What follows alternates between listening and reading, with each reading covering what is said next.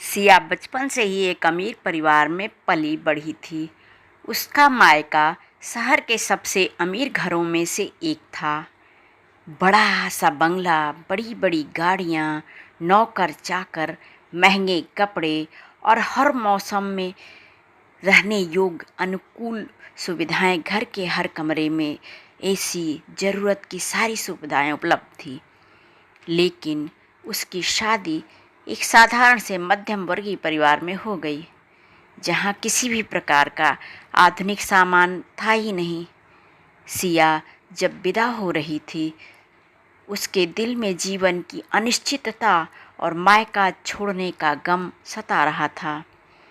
सिया विदा होकर जब अपने ससुराल पहुंची, तो यह देखकर दंग रह गई कि एक साधारण सा घर, दीवारों का पेंट उतर चुका है, लोग खुद ही अपना काम कर रहे हैं। गर्मी और पसीने से कपड़े सबके तरबतर थे। दिन तो जैसे तैसे मेहमानों के बीच में कट गया, लेकिन रात हुई। सिया एक सामान्य से बिस्तर पर हैरान परेशान सोने की कोशिश कर रही है। उसे उसके एसी वाले ठंडे कमरे याद आ रहे हैं। रह रह करके उसे अपना मायका याद आ रहा है। सिया ने भरसक कोशिश की कि वह सो जाए, लेकिन नींद कहाँ उसे आए। जैसे तैसे सुबह हुई। सिया की आज पहली रसोई थी। आज उसे खाना बनाना था। जब वह किचन में गई तो उसने देखा एक सामान्य सा किचन, कुछ डब्बे, सामान्य सा चूल्हा है जिस पर उसे कुछ आज बनाना है। सिया चूल्हे के पास खड़ी है, माथे से पसीना टपक रहा है, कुछ बनाने की कोशिश कर रही है। इतने में सास आती है। सास उसे समझाती है और उसे सहज कराने की कोशिश करती है। सिया जैसे तैसे अपनी पहली रसोई पूरी करती है।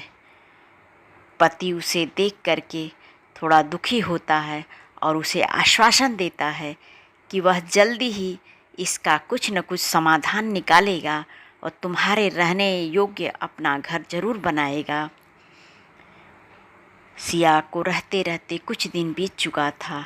कुछ दिनों के बाद उसकी सहेली उससे मिलने आती है। सिया की हालत देखकर वह कहती है, सिया, कैसे तू इस घर में रह रही है? कहाँ तुम्हारा मायका और कहाँ यह जगह? तुम्हारे रहने लायक भी नहीं है। सिया सहेली की बात सुन करके सिर्फ मुस्कुरा देती है। सहेली के जाने के बाद सिया खुद को समझाने की कोशिश करती है।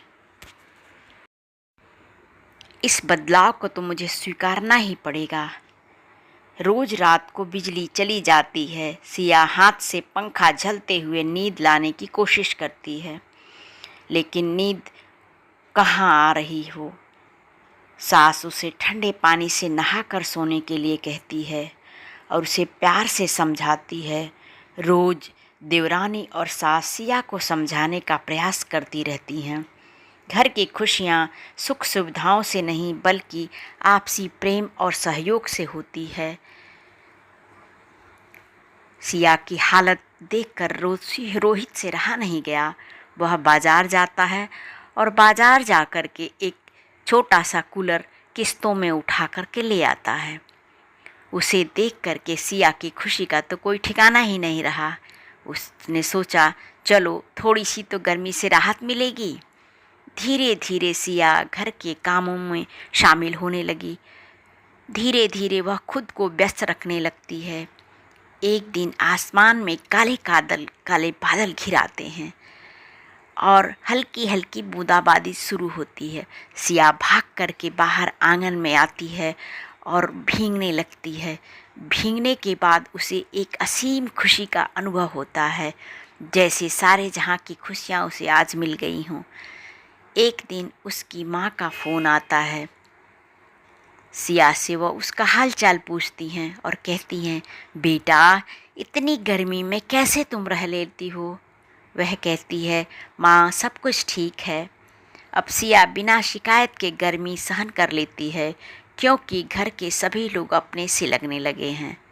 सिया सभी तीज त्योहारों में खुशी खुशी भाग लेती है, क्योंकि उसे अपने ससुराल से प्यार हो गया है।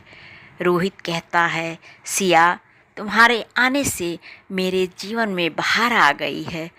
तुमने हमारे जीवन को खुशियों से भर दिया है। सिया अब समझ चुकी थी कि असली खुशी रिश्तों में ही होती है, ना कि महंगे आराम में। तो देखा है आपने, समय के साथ सिया को एहसास हो गया कि असली सुख केवल बाहरी आराम में नहीं है, बल्कि रिश्तों की गर्माहट में भी होता है। रिश्तों की ठंडक इतनी गहरी होती है कि गर्मी सिया को महसूस भी नहीं होती है। हमारी कहानी आपको पसंद आए तो हमारे चैनल को लाइक, शेयर, सब्सक्राइब ज़रूर कीजिए। धन्यवाद।